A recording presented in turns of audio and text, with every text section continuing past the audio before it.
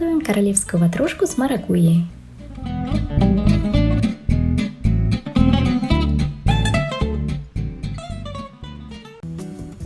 К яйцам добавляю стопроцентное пюре маракуйи.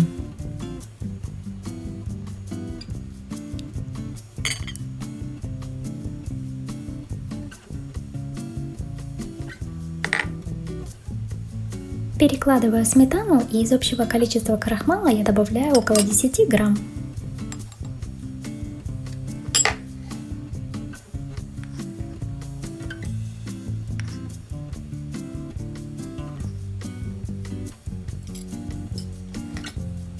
Теперь я всыпаю половину сахара, так я смогу лучше сориентироваться на сладость, так как потом убавить его не получится.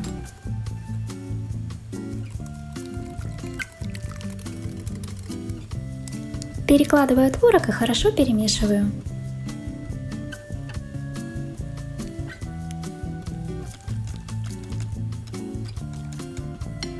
Обязательно попробуйте на вкус, и если нужно, добавьте еще сахара.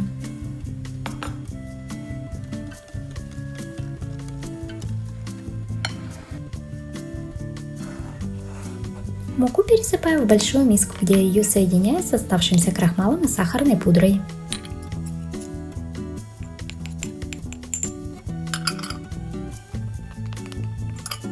Сливочное масло натираю на терке.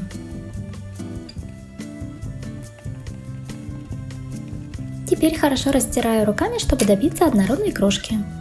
Обратите внимание, что в тесто я добавляю крахмал. Он отлично впитывает лишнюю влагу, но оставляет тесто рассыпчатым. За счет этого у ватрушки под начинкой совсем небольшой влажный слой, а дальше идет рассыпчатое тесто. Ватрушку я буду выпекать в кольце. Одно я застелила пергаментом с силиконовым покрытием.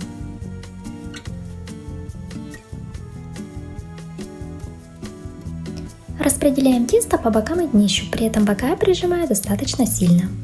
Одна я касаюсь только чуть-чуть, чтобы начинка при переливании его не повредила.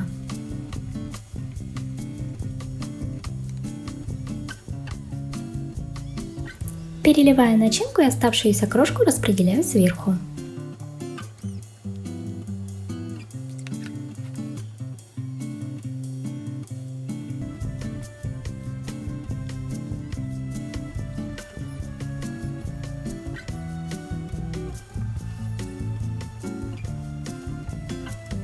Теперь аккуратно вилкой убираем лишнее тесто с боков.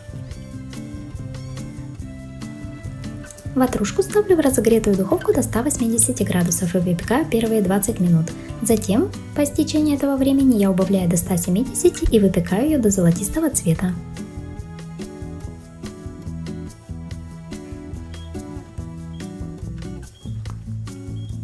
В процессе остывания ватрушка немного оседает, поэтому я оставляю ее в кольце.